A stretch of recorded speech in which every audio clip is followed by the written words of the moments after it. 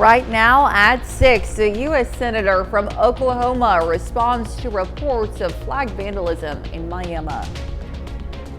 And we've got a fairly mild start across the area ahead of another hot and sunny day. Even a stray shower is out there right now. We'll look at all that coming up. Plus, a golf tournament is helping to support the families of first responders who have lost their lives. The 4 states' most watched news starts now. Well, good morning and welcome to the KOAM Morning News. It's 6 a.m. I'm Elise Noe. And I'm Chris Warner. It is finally Friday in the 4 states, and it's going to be another hot one.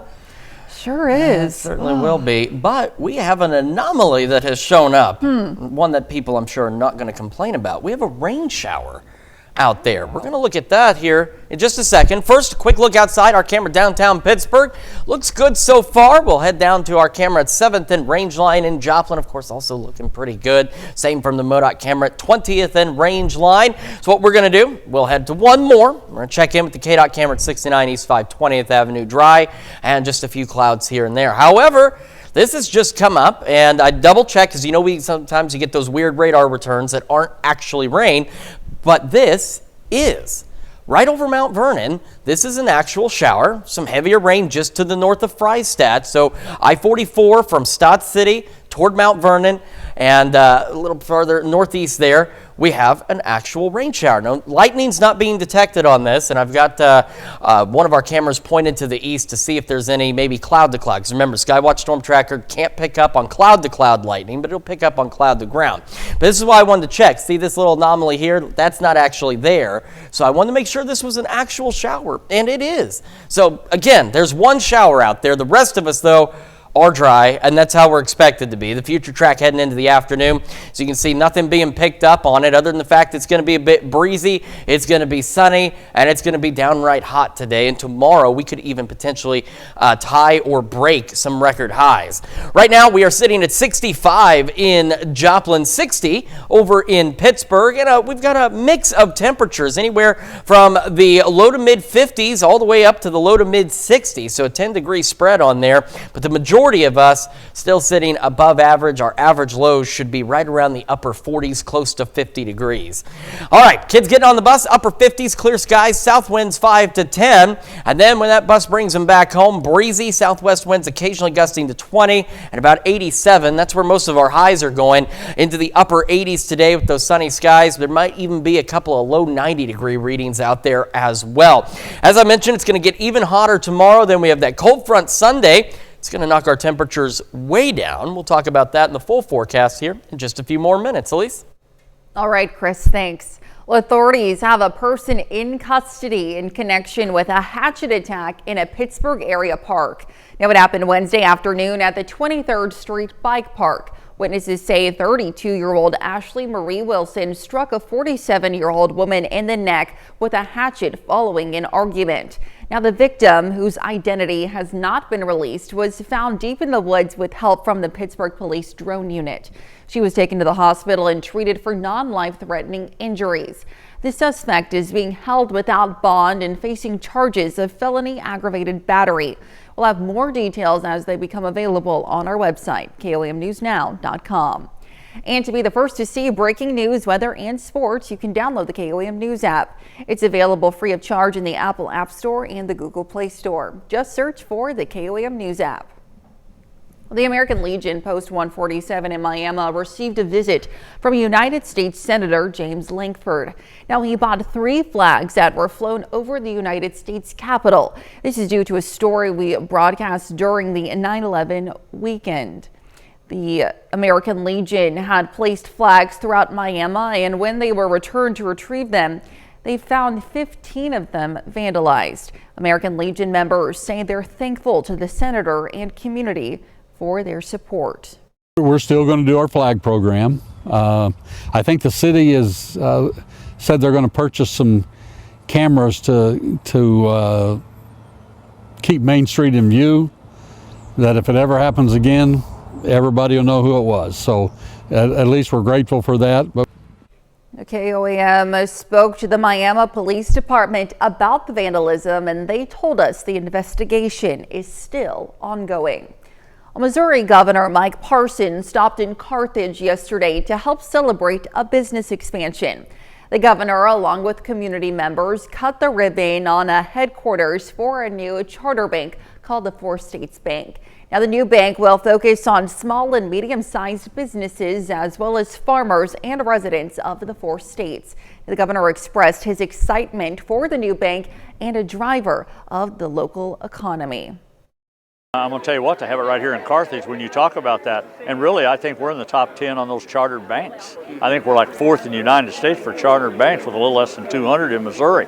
But I think when they take that to invest, and if they're like, this is a new addition to that, which means things are going well, it means the public has an interest in doing business with this bank, you know, with the charter bank. So I think it's a great example, again, of how you drive the economy. The bank represents a more than $1.1 million investment in Carthage and creates 27 new jobs. Well, first responders showed up in force yesterday at the Carthage golf course, but without the flashing lights. Now, the second annual ServPro First Responders Golf Tournament invited firemen, police officers, and EMTs. Yesterday's tournament raised money for the First Responders Children's Foundation, the charity that helps provide support for families and children of first responders who have been hurt or have passed. We support the First Responders Children's Foundation because of their mission statement and how they help the families of first responders. We work really closely with first responders, being in ServPro. We do like fire and water restoration, and first responders are usually the first ones on those kinds of scenes, and so we really want to have a good relationship with them. Yesterday's tournament raised an estimated $10,000 for the First Responders Children's Foundation. And that's a look at this morning's top stories and weather in our first 7 minutes. Coming up on the KOAM Morning News.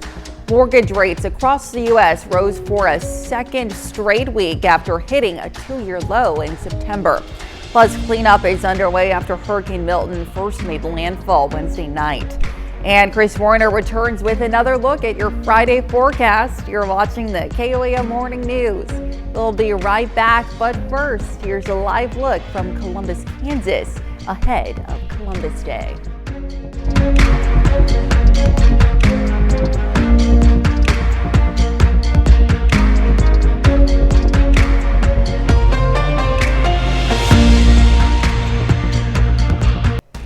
Topping Nation Watch this morning. Some unwelcome news for prospective home buyers. Mortgage rates rose for a second straight week. Mortgage financing provider Freddie Mac says the average rate on a standard 30-year fixed mortgage was 6.32% for the week ending October 10th. Now, it's the second straight week rates jumped higher after falling to a 2-year low last month. Mortgage rates had been steadily trending downward since the spring. The Federal Reserve cut rates last month, hoping that mortgage rates would continue their downward trend. But economic data on a stronger than expected job market caused bond yields to jump last week. Mortgage rates track the 10-year Treasury yield. Well, Social Security recipients will see their monthly payments inch up by only 2.5% next year. The steady decline in inflation limits the annual cost of living adjustment, according to the Social Security Administration.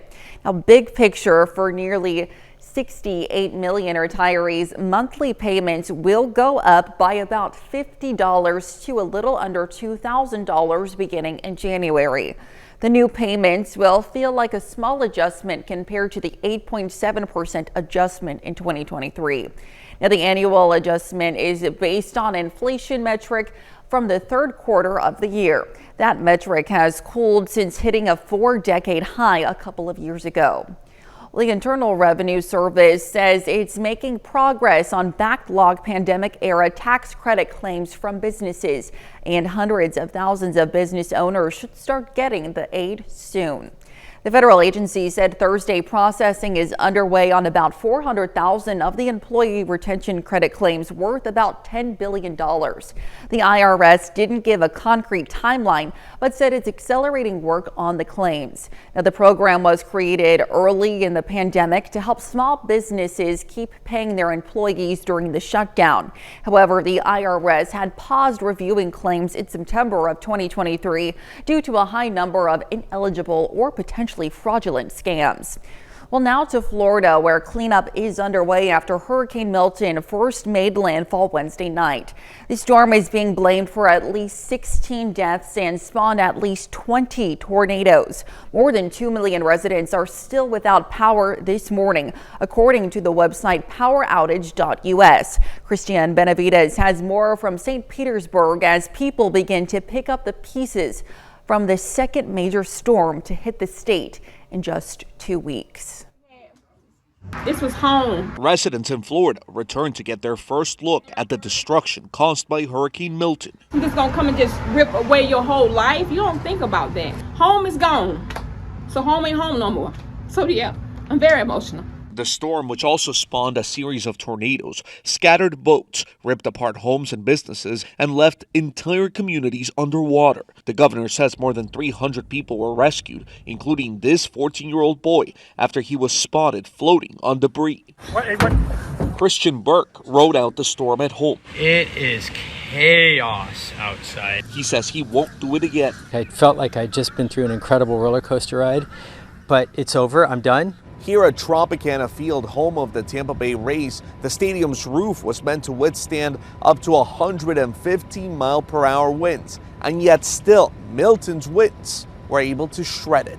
Yamile Barrio gave us a peek inside of her Tampa apartment from the window. Her furniture now partially underwater, but she says she's lucky to be alive. Thank God nothing happened to us. There's more people that's worse than us. Yamile and her neighbors say the flooding in her neighborhood began after Milton had already passed through. Christiane Benavides, CBS News, St. Petersburg, Florida. Well, there are tens of thousands of local, state, and federal responders on the ground in Florida to help with rescue and recovery efforts. Yesterday, President Joe Biden called on Congress to pass a supplemental bill to give more emergency funding to disaster relief. And that's a look at some of today's top national stories. Here's Chris with a look at your forecast. Yeah, we're taking a look at the Skywatch Storm Tracker. We've actually got a little shower, bringing even some moderate rainfall now just to the northeast of the Frysat area and around Mount Vernon and northwest of Aurora out there. So that's including parts of I-44 and parts of Missouri 265 and 39 out there. We'll have another look at your forecast when the KOAM Morning News returns. Well, in Texas and Oklahoma, the Red River rivalry is the stuff of legend in college football. This weekend will be the 120th matchup between the Texas Longhorns and the Oklahoma Sooners. And before the teams head to the Cotton Bowl in Dallas, the fans are sending off the teams in style. Abigail Velez shows us the big parade in Austin, Texas. A stampede of Texas fans made their way down Guadalupe Street Wednesday night to kick off the Red River rivalry. Absolutely stoked and excited, and I've never been prouder to be a Longhorn. Bobby! The annual Texas Fight Rally was back and better than ever, ahead of the 120th rendition of the Red River rivalry game between the #1 University of Texas at Austin Longhorns and the #18 Oklahoma Sooners. I think it's the best matchup in college football. It always is just an incredible game, and the atmosphere in Dallas is unlike any other, and I'm sure watching it here in Austin, it'll be the exact same. Young or old, coming from near or far, Texas fans know one thing to be true. OU sucks! Yeah!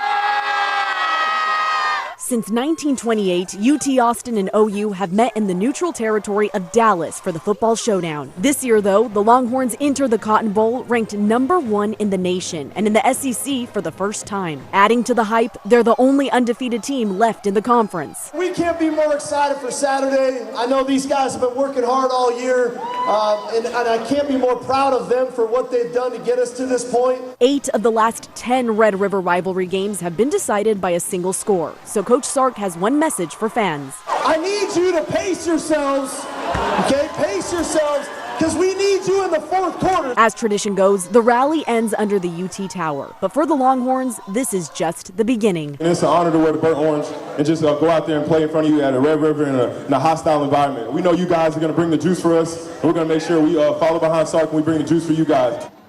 The game is Saturday at the Cotton Bowl in Dallas, and kickoff is at 2:30 local time. All tickets are still available, but it'll cost a bundle. Prices range from $300 to $1,800 each. Now here's Chris with a quick look at your forecast. Yeah, taking a look outside from our camera in downtown Pittsburgh, we are looking pretty good. Most of us dry. We do have a stray shower out there, though. We'll take a look at that shower. Talk about a cold front on the way this weekend when we come back.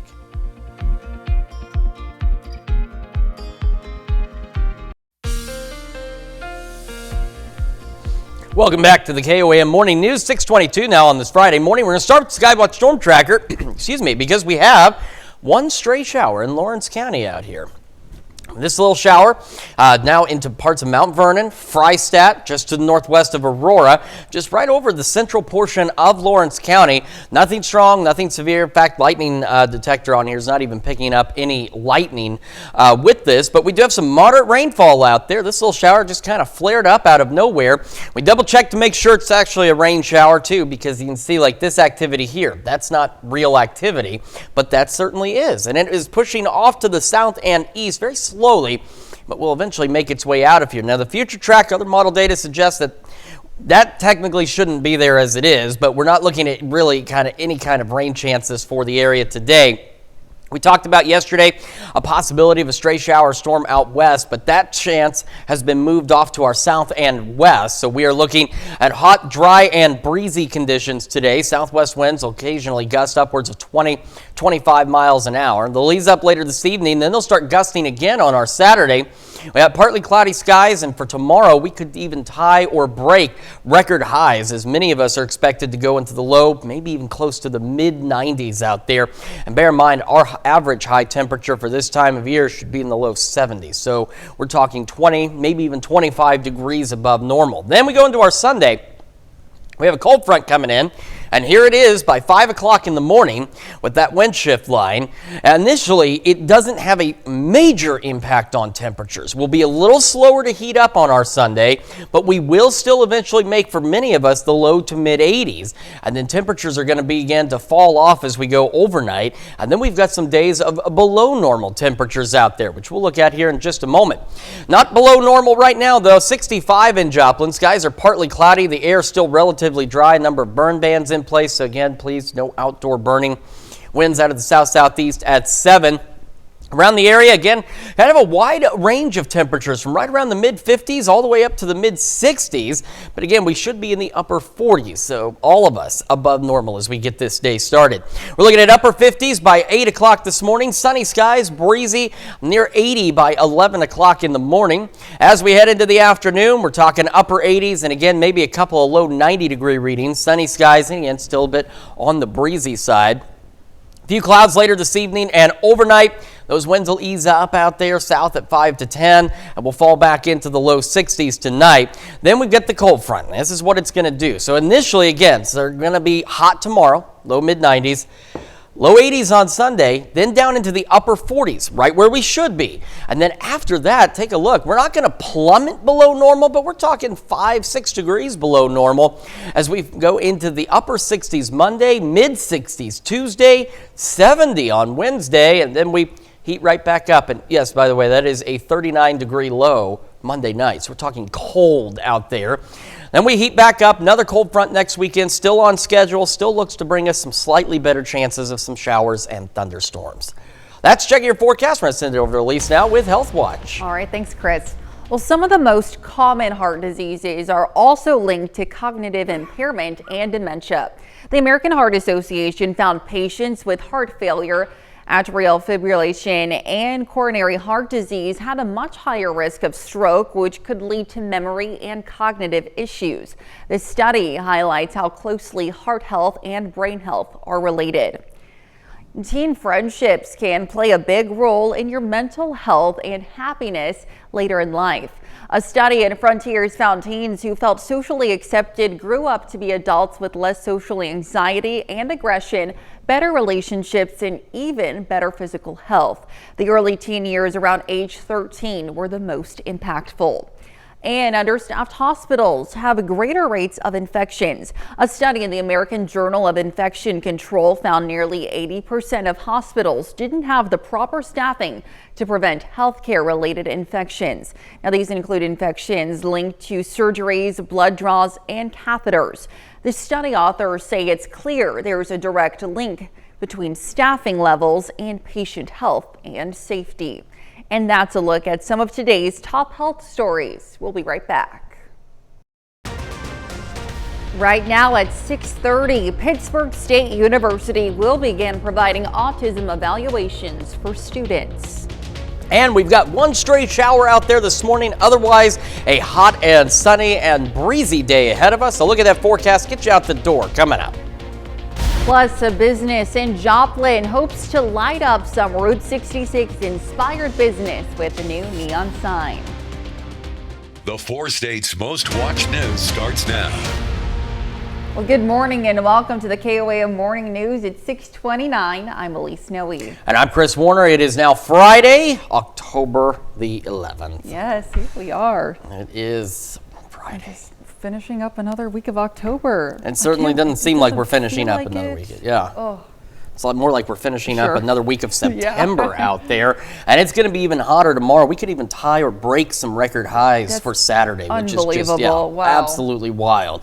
But right now, we're still above normal significantly, but at least it's not hot out there. And this is a quick look outside from our camera in downtown Pittsburgh. Looking fairly good so far this morning. Same from our camera at 7th and Range Line in Joplin. Got just a few clouds here and there.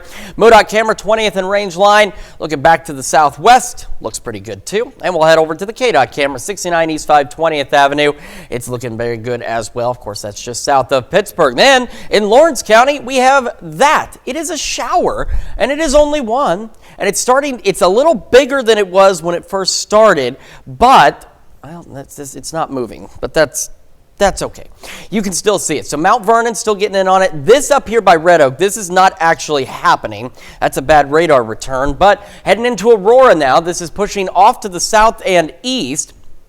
And it's just one little shower that flared up and will eventually be out of here. And wasn't showing up on any, of course, the computer model data this morning. We don't have any other rain chances, unfortunately. We were hoping for maybe a stray shower or storm out west today, but that chance has been moved off to our south and west. So it's just going to be hot, breezy, and dry as we head into our Friday afternoon. Quick look at temperatures. We are sitting at about 65 in Joplin. Come down a little bit in Pittsburgh, down to 58. And we do have a wide range of temperatures this morning from the low to mid 50s all the way to the low to mid 60s out there. But either way you paint it, we should be in the upper 40s. So some of us a little closer to normal, say Jay, for example, sitting at 53, but still not where we should be.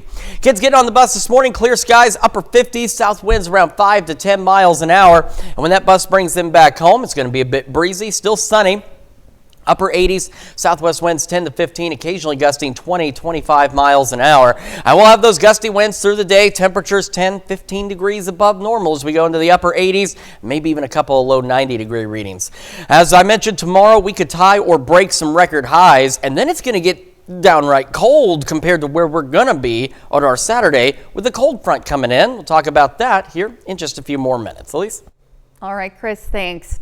Well, Pittsburg State University will begin to provide autism evaluations for children ages 1 through 6. Now, they hope to address the need for this service in the area. KOAM's Melissa Alexis has more. This will provide another avenue for families to access an autism evaluation. Pitt State University is planning to provide autism evaluations for children. They want to help fill the demand for this kind of service in the community. Several hours away to obtain a diagnostic. And so the places in this area that do provide diagnostic services have wait lists that are over 100 kids long. One of the methods they plan to use for their evaluations is through play and activities. A lot of assessment booklets and kits. We'll have them come in for 2 days of assessments. So perhaps coming in on a Monday morning where they do some parent interviews, and then we'll do some assessments with the child. This will help children in need of the service and will also benefit Pitt State students by providing them with hands-on learning experience with psychology before they enter their careers. Offers them an opportunity to learn how to engage with children and families who are affected by autism, and just really gives them a lot of skills and makes them more well-rounded to go out as a professional into the field. Their experiences, how well they learn how to complete the assessments and collect data, how well they are able to interact with families and do some of those different parts of the evaluation process. This evaluation is meant to help families on their journeys to getting their child a full diagnostic confirmed by a pediatrician. Reporting in Pittsburgh, Melissa Alexis, KOAM News. They hope to begin providing this service by 2025. And the project and necessary materials will be purchased through the help of a grant. Well, voters in Pittsburgh had the opportunity to meet with candidates one-on-one yesterday ahead of the election. Those on the ballot running for local and state offices came together for a nonpartisan event hosted by the Pitt State Education Association. Attendees were encouraged to ask candidates questions and learn about their policies. Well, nearly 200 students turned out for the annual Keys Summit at Pitt State. This one-day event designed to inspire and empower young adults featured motivational speaking, hands-on workshops, a career expo, and an elevator pitch competition. Event organizers say they hope the event inspires young adults to find a future in Kansas. Like they feel inspired, number one, and really motivated to go back to school. But also, I think the number one thing that we want to create in this opportunity is them to be aware of the opportunities that are here in Kansas, whether that be educationally or occupationally. We have kids that are going to go through that traditional college pathway, whether that's at a community and tech college or if it's going to be a four-year college. Elijah Dormius, founder of the I Am Foundation, delivered the keynote address about overcoming adversity and building a bright future. Well, cast members from the hit movie Napoleon Dynamite made a stop in Miami, Oklahoma last night. A film screening and a question and answer panel took place at the Coleman Theater. The interactive event happened around the 20th anniversary of the film, which made for a night of celebration, nostalgia, and of course, laughter. We all thought it was going to be like a quirky indie film that only like nerdy film people would get, but everybody seemed to love it. Teenagers, kids, parents, grandparents. And so we're just super excited that all these years later, we feel like this movie can still speak to all those different generations. So let's keep the love going. Efren Ramirez visited us in the KOAM studio yesterday morning. You can see his interview with us on our website, KOAMnewsnow.com. Well, downtown Joplin will soon light up some brand new neon. Sign Brothers of Pittsburgh and CDL Electric are installing the new sign for House of Speed. The business will feature Speed dealer custom parts, which have been made for decades in the Joplin area. That's a dream come true for sure. As a kid, growing up running mini bikes and dirt bikes, to actually build motorcycles and motorcycle parts for a living, it's living the dream for sure. They'll also have custom pieces for motorcycles, limited edition gear, and sell Route 66 items. The business hopes to be a feature of downtown Joplin and Route 66. House of Speed will open before the end of the year. And downtown Miami has transformed into a corral as bulls take over the streets. Rodeo Miami hosted the Route 66 Bull Bash last night. Bull riding is taking place on Route 66 just outside of the historic Coleman Theater on the city's Main Street. People there were also encouraged to come and enjoy the free fan zone featuring a block party, food vendors, and shopping. There was also a concert by Kenny Ray Horton. Now, the city closed down blocks of Main Street for the event, but patrons were reminded that many of the businesses have backdoor accessibility so they could continue shopping. And that's a look at our top news stories coming up this half hour on the KOAM Morning News. If it's Friday, you know what that means. We've got Shannon Becker live in the studio to help us close out the week with his big 3 news stories. And we have a hot and sunny day today. We'll have what to expect with Chris Warner in the Skywatch Weather Center. You're watching the KOAM Morning News. We'll be right back, but first, here's a live look from Columbus, Kansas, ahead of Columbus Day.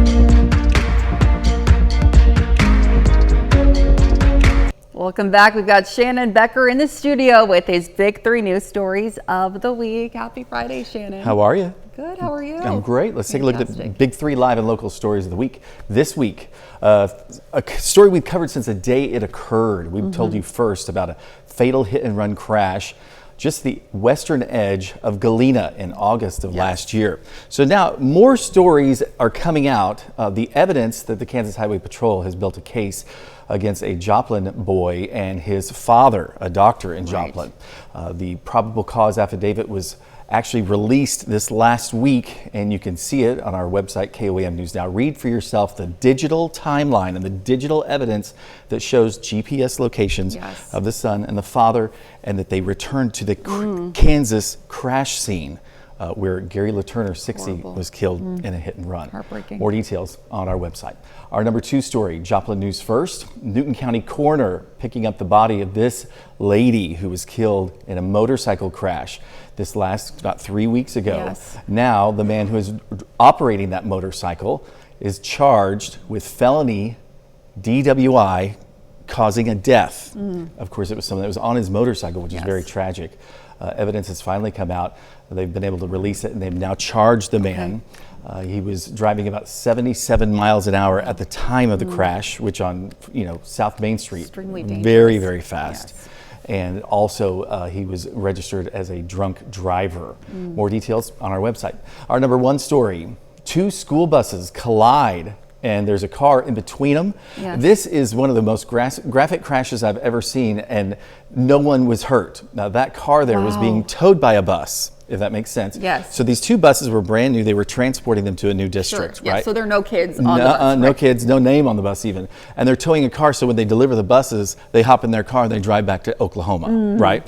So anyway, there was a crash. I know, there was a crash in the other lanes, and the first bus stopped really abruptly. And then the second bus slammed into it. And these were 2 buses going to the same school district? Yes, that were brand new buses, like we said. So they didn't have a way to get home, obviously, and everything was all crashed. But of course, like I said, no one was injured, but that was quite an ordeal this last week. And our bonus story of the week, you've got to get to Columbus this weekend. It's Columbus Days, and the hot air balloons, well, they'll do 3 regattas, and tonight, the really cool thing is, this is the balloon glow. They do it about dusk, dark tonight. And probably usually about 10 balloons, and then they yell at certain times, they hit off a horn, and then they all go back and forth. Oh, how fun. It's so awesome. Yeah. It's so awesome. And the KOAM Roadshow will be doing the news there today. So you have to get to Columbus Days. It's going to be, they'll do that tonight, and then Saturday and Sunday morning they fly off, and then Saturday afternoon they fly off. So that's our bonus story of the week. Lots of opportunities there to go see some beautiful hot air balloons. Well, Shannon, thanks so much for being with us this morning. Always happy to have you. And stick around. We're back with more right after this. All right, time for some Friday birthdays, and we're going to start in Frontenac with Kaysen Ashmore celebrating the big number 1. Happy birthday, Kaysen. And a happy 12th birthday to Bobby Marn in Pittsburgh. And in Oswego, Gabriella McGuire celebrating birthday number 13. A very happy birthday to you, Gabriella. And in Pittsburgh, a happy 17th birthday to Blake Loffmiller. And in Riverton, Kayla Wooten celebrating birthday number 18. Happy birthday. And in Dalton Graham celebrating birthday number 23 over in Redfield. Happy birthday, Dalton. And we've got Michael Kellogg celebrating birthday number 40. Happy birthday. In Parsons, a happy 55th birthday to Wayman Young. And in Jasper, Bob Davis celebrating birthday number 69. And Elaine Hunsinger in Pittsburgh is turning 83 today. It says here, happy birthday from the Crestline girls. And Jim and Judy Evans in Columbus celebrating their 67th wedding anniversary. A very happy anniversary to Jim and Judy. And continuing our list, also in Columbus with a happy birthday to Patrick Richardson. All right, another great list of birthdays and anniversaries. And of course, we know you want to celebrate with us. Elise, what do they need to do? Go ahead and submit those birthdays and anniversaries to birthdays@KOAMnewsnow.com. Be sure to include those wonderful photos and messages, and to of course meet the deadline that you see there at the bottom of your screen. Certainly essential to meet that deadline. Let's start with the Skywatch Storm Tracker, and here's why. We have a shower out there. Did not show up on any of the data this morning. So, you go down to the technical sense of the shower, and it shouldn't be there, but it is, and I guarantee you, nobody is complaining. So it's now starting to sink into parts of Berry County. It's in the southern half of Lawrence County, started around the Mount Vernon and Stott City area, and is pushing to the south. I don't know why this isn't letting me move it, but that's okay. So it's just to the east of Monette. Couple of light sprinkles around Freistadt, rolling into Aurora right now, and a slightly heavier rainfall just on the eastern edge of this thing, getting ready to exit our immediate viewing area to pass just south of Republic. So it flared up, and it's just kind of drifting off to the south and to the east. And we have another little sprinkle in north central Newton County out there as well. The rest of us, though, are dry and with clear skies. Just a few clouds out there near where those showers have been this morning. We're not expecting anything else though today. I know yesterday we talked about the possibility of an isolated shower or storm in our western counties today. That chance has been shifted to our southwest, so it is out of the picture for today, where it's going to be hot, dry, and breezy, which I know nobody at home wants to hear that. Our drought conditions were now at extreme levels across a good portion of the region. We need rain. It's going to take a lot of rain to help, and at least over the next few days, no rain on the horizon. It will be breezy today and tomorrow, though. Today and tomorrow, southwest winds gusting upwards of 20-25 miles an hour. We'll have partly cloudy skies on our Saturday.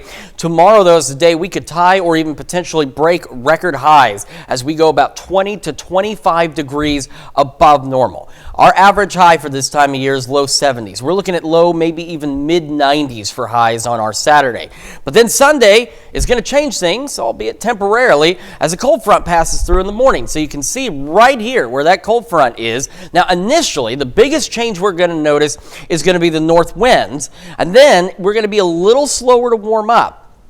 Some of our northern counties may only make the upper 70s, but the majority of us are looking to make the low to mid 80s Sunday, and then temperatures will begin to drop overnight, and then we're looking at below normal temperatures beyond that. We'll talk about that a little later. All right.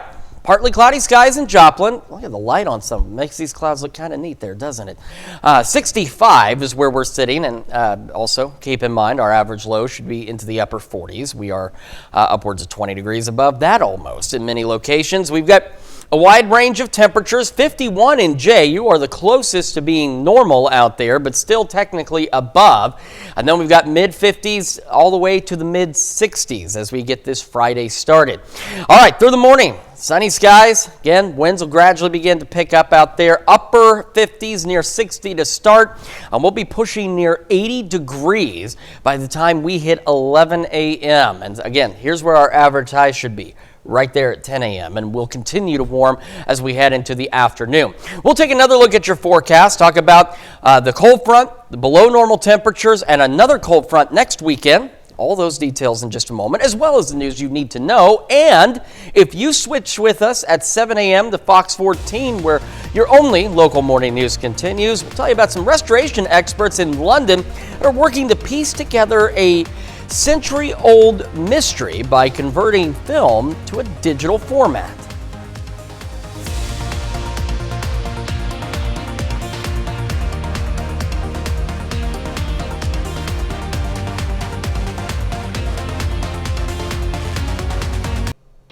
Well, here's a check of today's top headlines, the news you need to know before you head out the door.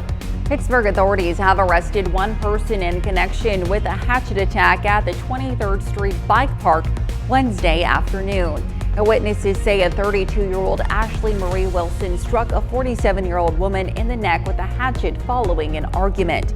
The victim was found deep in the woods and was taken to the hospital and treated for non-life-threatening injuries.